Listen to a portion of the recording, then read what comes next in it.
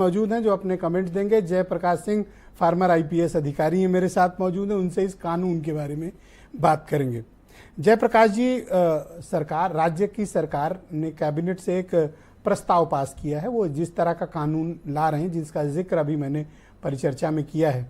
क्या वर्तमान में हमारे पास ऐसी धाराएं नहीं है, ऐसे कानून नहीं है कि हम पेपर लीक जैसे मुद्दों को ठीक से हैंडल कर पाते? उसके लिए अब हमें नए कानून की जरूरत है। निश्चित रूप से वृष जी, जो ये नया अध्यादेश अभी प्रस्तावित हुआ है, ये इसमें जो सजा का प्राविधान है और इसे गैर जमानती बनाया गया, दूसरे इसमें जो पेनाल्टीज हैं, आजीवन कारावास है और 1 करोड़ का जुर्माना अर्थदंड है।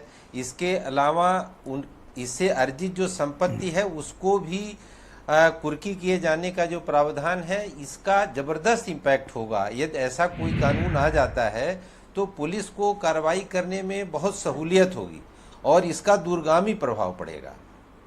आप क्या मानते हैं कि वर्तमान में जो अभी कानून प्रचलित है, क्या वो सक्षम नहीं है दोषियों के खिलाफ कार्रवाई करने में?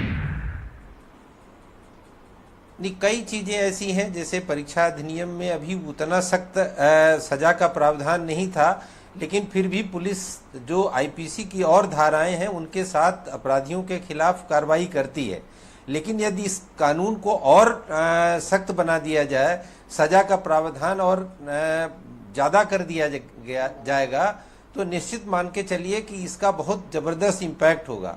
सबसे बड़ा इम्पैक्ट तो ये होगा कि यदि इसके द्वारा अर्जित उनकी संपत्ति कुर्क कर ली जाती है तो निश्चित रूप से बहुत सारे ऐसे अपराधी हैं जो इस तरह की गतिविधियों लिप्त होने से डरेंगे जी। और इसका जो सेशन ट्रायल किए जाने का प्रावधान किया गया है, तो स्पीडी ट्रायल करके वो हम समाज के सामने एक बहुत जल्दी ही ऐसा प्रतिमान खड़ा कर सकते हैं कि जो लोग गड़बड़ी फैला रहे हैं उनको जल्दी से जल्दी सजा दिलाई जा सकती है।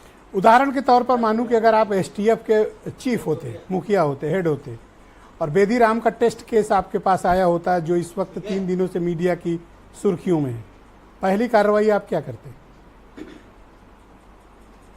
वो बीइंग पुलिस अफसर मैं ये कह सकता हूँ, यदि कोई भी ऐसी सूचना है जो किसी क्राइम को अग्रसर करने में मिलती है तो उसके लिए तमाम हमारे पास प्रोविजंस हैं। यदि कोई अपराधी ऐसा है जो पहले जेल गया है और फिर वो क्राइम में लिप्त है, तो निश्चित रूप से पुलिस अफसर उसमें उसकी जमानत कैंसिलेशन का प्रयास करते हैं।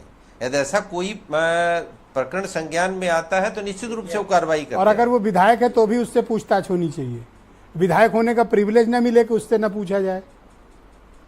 नहीं, आप क्रिमिनल जस्टिस सिस्टम में देखिए, सब लोग कानून के सामने बराबर हैं। किसी की आर्थिक, सामाजिक, राजनीतिक स्थिति किसी को क्राइम के मामले में कोई संरक्षण नहीं देती।